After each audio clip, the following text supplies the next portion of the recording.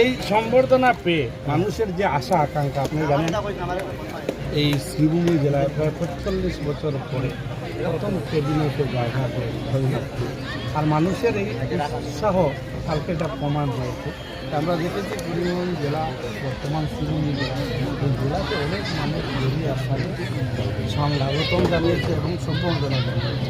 এবং কালকে আমি নিজেও ব্যক্তিগত আপনার সমষ্টিতে দিয়েছি, আপনার সমষ্টিতে অনেক মানুষ আপনাকে সম্বর্ধনা দিয়েছে। সমষ্টিতে সম্বর্ধনাটা দেওয়া স্বাভাবিক, কিন্তু দুবার এখানে বিধায়ক হয়েছেন, মানুষের সেবা করেছে। কিন্তু আমরা ব্যতিক্রমী দেখেছি শ্রীভূমি জেলা। শ্রীভূমি জেলা শহরে অনেক মানুষ আপনাকে সম্বর্ধনা দিয়েছে আর মানুষের অনেক আশা আকাঙ্ক্ষা আছে।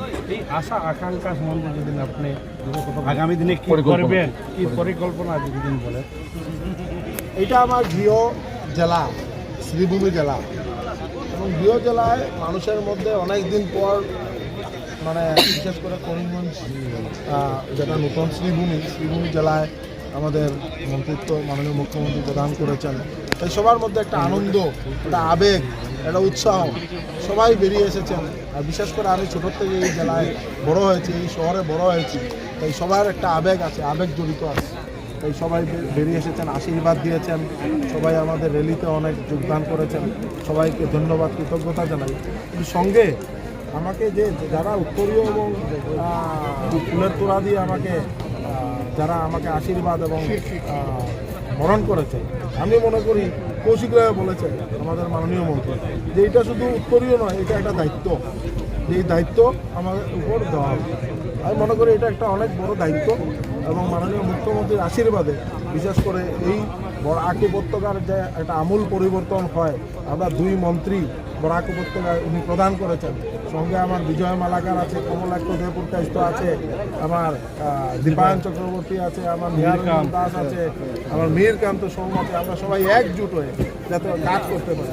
আর বিজয় মালাকারের একটা মনের একটা যে মানে যেটা আমি বলতে পারি যে ওনার একটা মনের সব থেকে বেশি সনবিল একটা আবেগ জড়িত আছে। মাননীয় মুখ্যমন্ত্রী ওই দিনও গাড়ির মধ্যে বসে সনবিল নিয়ে আলোচনা করেছিলেন। বিজয় মালাকার অনেক কথা বলেছেন, মুখ্যমন্ত্রী বলেছেন যে যাতে সনবিলকে একটা সুন্দরভাবে একটা 12 মাস জল থাকে, একটা এশিয়ার বৃহত্তম একটা ওয়াটার বডি, এখানে শুধু ট্যুরিজম নয়, এখানের মধ্যে ফিশ প্রোডাকশনও হবে, যেটা একটা বিরাট স্কোপ আছে। তো বিজয় মালাকারের যে ইচ্ছা, বা এখন সনবিলের একটা পার্ট আমার আর সনবিলের একটা পার্ট বিজয় মালাকার, একটা রামকৃষ্ণনগর, একটা পার্ট পাথারকান্দি। যার দরুন বিজয় মালাকারের বাসায় আজকে ফিশারি অফিসারকে আমি বলেছি যে গিয়ে এটা অধ্যয়ন করে ইমিডিয়েট 12 মাস জল যাতে সনবিলে থাকে, তার জন্য একটা ফার্স্ট একটা মানে কীভাবে জল থাকে তার জন্য অধ্যয়ন করে একটা ব্যবস্থা হাতে নেওয়ার জন্য ইঞ্জিনিয়ারিং ডিপার্টমেন্টকে। তারপর আমি এটা আমার বিধায়ক বিজয় মালাকার, সুব্রতবাবু, কমলাক্ষ দেবপুরকাস্ত, সাউথ করিমগঞ্জের বিধায়ক আছেন সিদ্ধার্থ, সবাইকে নিয়ে মুখ্যমন্ত্রীর কাছে আবেদন রাখবো যাতে এই বছরের এই বাজেটে এইবার সনবিলের একটা বৃহৎ ঘোষণা হয়, এবং এইটাতে আগামী কিছুদিনের মধ্যে এটা কাজ শুরু হয়। শুধু তারপর নেক্সটে আমরা বিল্ডিং, গেস্ট হাউস এগুলো করবো, কিন্তু আগে জল থাকে যদি, এর মধ্যে মানুষের আর্থ সামাজিক ব্যবস্থা, এগ্রিকালচার ডাবল ইনকাম। শুধু এগ্রিকালচার ধান চাষ করলে রবি শস্যের মধ্যে এগ্রিকালচার ডাবল ইনকাম করা সম্ভব হবে না। সঙ্গে দুগ্ধ উৎপাদন, সঙ্গে ফিশারি, মৎস্য উৎপাদন, সঙ্গে আমরা গোটারি, সঙ্গে আমরা পিগারি, এগুলো যদি আমরা করতে পারি, অনেক গোপালন করতে পারি, তাহলে মানে আমরা হাঁস বা আমরা নিজের উৎপাদিত যদি আমরা ডিম, এগুলো আমরা যদি উৎপাদনের মুরগি ও হাঁসের ডিমের উৎপাদন হয়, তাহলে বাইরের থেকে আসা বন্ধ আমরা বাইরে দিতে পারি, বাইরের রাজ্যকে আমরা ইয়ে করতে পারি। তাই আশা রাখি আগামী দিনে খুব ভালো একটা আমরা ব্যবস্থা, সময় কম, 1 বছর মাত্র পেয়েছি, চেষ্টা করবো সবার সহযোগিতা নিয়ে আমরা যাতে কিছু একটা করে দেখা। আমরা ঈশ্বরের কাছে প্রার্থনা করি আগামী দিনে যাতে ঈশ্বর আপনাকে শক্তি দেয়, আপনার যে মনের আশা আকাঙ্ক্ষা এটা যাতে সম্পূর্ণ। সাংবাদিক হিসেবে আপনার দায়িত্ব পালন করেন কেমন লাগে?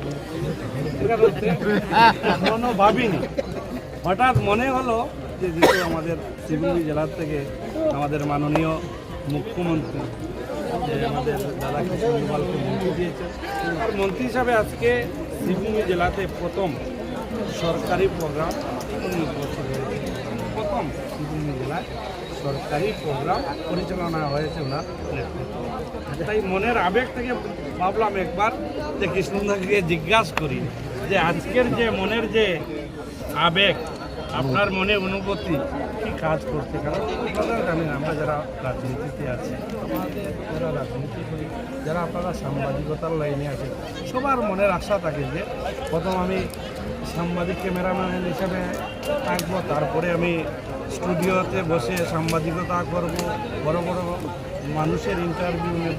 আমরা যারা পলিটিশিয়ান, আমরা ভাবি যে আমরা প্রথমে এমএলএ হব, পরে মন্ত্রী হবো, পরবর্তী সময় মুখ্যমন্ত্রী হবো, পরবর্তী সময় প্রধানমন্ত্রী হবো। ইচ্ছা থাকাটা স্বাভাবিক, আর এই ইচ্ছাটা সম্পূর্ণভাবে পূরণ হয়েছে কৃষ্ণদা। আর আমরা যারা এখানে আমি আছি, কৃষ্ণদা আছে, এই সুব্রতবাবু আছে, আমরা কৃষ্ণদা ভারতীয় জনতা পার্টিতে আসুক, আমরা কয়েকজন মানুষ বহুত বেশি ভূমিকা পালন করেছিলাম। আর কৃষ্ণদা এসেছে, বিজেপির এমএলএ 2বার হয়েছে। আর সবচেয়ে বড় কথা, আমি কালকে না সমষ্টিতে বলেছি, পাতারকান্দি একটা ক্রিটিক্যাল সমষ্টি, এখান থেকে কন্টিনিউ 2বার কেউ এমএলএ হয় না।